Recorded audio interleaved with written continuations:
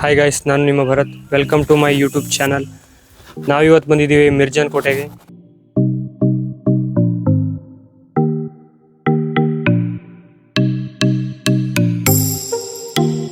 ಬನ್ನಿ ಗಾಯ್ಸ್, ಹೇಗಿದೆ ನೋಡ್ಕೊಂಡು ಬರೋಣ.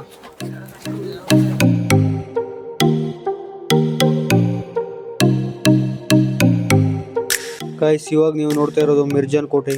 ಇದು ನಮ್ಮ ಕುಮಟಾದಿಂದ ಬರೀ 12 ಕಿಲೋಮೀಟರ್ ದೂರದಲ್ಲಿದೆ. ಇಲ್ಲಿ ನೋಡಿದ್ರೆ ಬರೀ ಕಲ್ಲುಗಳ ರಾಶಿ ಅಂತ ಅನಿಸ್ತದೆ, ಆದರೆ ಇದು ಬರೀ ಕಲ್ಲುಗೋಡೆ ಅಲ್ಲ, ಸಿಕ್ಕಾಪಟ್ಟೆ ಸ್ಟ್ರಾಂಗ್ ಇರುವಂತಹ ಕೋಟೆ ಇದು. ಹಳೆ ಕಾಲದ ರಾಜರು ಪೋರ್ಚುಗೀಸರ ದಾಳಿಯಿಂದ ರಕ್ಷಣೆ ಪಡೆಯಲು ಈ ಕೋಟೆಯನ್ನು ಕಟ್ಟಿದ್ರು ಅಂತ ಹೇಳ್ತಾರೆ. ಗಾಯ್ಸ್, ಎಂತ ಅಂದ್ರೆ ಇವಾಗ ತುಂಬಾ ಬಿಸಿಲಿದೆ, ನೀವು ಇವಾಗಲ್ಲ ಮಳೆಗಾಲದಲ್ಲಿ ಬರಬೇಕು. ಮಳೆಗಾಲದಲ್ಲಿ ಸೂಪರ್ ಇರ್ತದೆ ವ್ಯೂ ಎಲ್ಲ. ಇಲ್ಲಿ ಫುಲ್ಲು ಹಸಿರು ಮರ ಗಿಡಗಳ ರಾಶಿನೇ ತುಂಬಿರ್ತದೆ. ಫೋಟೋ ಶೂಟ್ಗಂತೂ ಸೂಪರ್ ಪ್ಲೇಸ್ ಗಾಯ್ಸ್. ಫ್ರೆಂಡ್ಸ್ ಒಟ್ಟಿಗೆಲ್ಲ ಬಂದರೆ ಒಳ್ಳೆ ಟೈಮ್ ಪಾಸ್ ಮಾಡ್ಬೋದು ಗೈಸ್.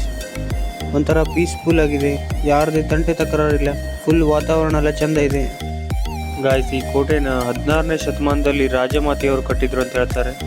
ರಾಜಮಾತೆ ಯಾರು ಅಂತ ಹೇಳಿದ್ರೆ ಚೆನ್ನಭೈರಾದೇವಿಯವರು. ಮತ್ತೆ ಇಲ್ಲಿ ವ್ಯಾಪಾರ ಕೂಡ ಮಾಡ್ತಾ ಇದ್ರಂತೆ.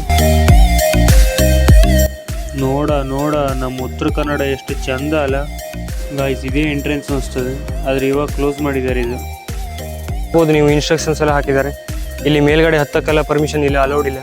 ಮತ್ತು ಮೇಲ್ಗಡೆ ಹತ್ತಿದರೆ ನಿಮಗೆ ಅಪಾಯ ವಲಯ ಜಾರುವ ಪ್ರದೇಶ ಅಂತೆಲ್ಲ ಬರ್ತಿದ್ದಾರೆ. ಅಂದರೆ ನೀವು ಕೆಳಗಡೆ ಬೀಳುವ ಸಂಭವ ಇರ್ತದೆ, ಅದಕ್ಕೆ ಡೇಂಜರ್ ಪ್ರದೇಶ ಇದು. ಪ್ಲಾಸ್ಟಿಕ್ ಕೂಡ ನಿಷೇಧಿಸಲಾಗಿದೆ, ಇಲ್ಲಿ ಎಲ್ಲೂ ಪ್ಲಾಸ್ಟಿಕ್ ಎಲ್ಲ ಅಲೌಡ್ ಇಲ್ಲ. ಗಾಯ್ಸ್, ರಾಜರ ಕಾಲದಲ್ಲಿ ಮೂರ್ತಿ ಪೂಜೆ ಇತ್ತು ಅನ್ನೋದಕ್ಕೆ ಒಂದು ಬೆಸ್ಟ್ ಎಕ್ಸಾಂಪಲ್ ಇದೆ ನೋಡಿ. ಇಲ್ಲಿ ದೇವ್ರ ವಿಗ್ರಹವನ್ನು ಕೆತ್ತಿದ್ದಾರೆ, ಮತ್ತು ದೇವ್ರ ಮೇಲೆ ಭಕ್ತಿ ಎಷ್ಟಿತ್ತು ಅನ್ನೋದು ಇದರಲ್ಲೇ ಗೊತ್ತಾಗ್ತದೆ. ಇಲ್ಲಿ ನೋಡಿ ಗಾಯ್ಸ್, ಆರುಕಲ್ಲು.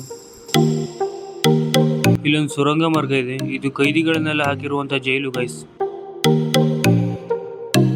ವಿಡಿಯೋ ಇಷ್ಟ ಆದರೆ ಒಂದು ಲೈಕ್ ಮಾಡಿ, ಹಾಗೆ ಸಬ್ಸ್ಕ್ರೈಬ್ ಮಾಡಿ ಗಾಯ್ಸ್. ಮತ್ತೆ ಸಿಗ್ತೀನಿ ಮುಂದಿನ ವಿಡಿಯೋದಲ್ಲಿ. See you, tata, bye bye.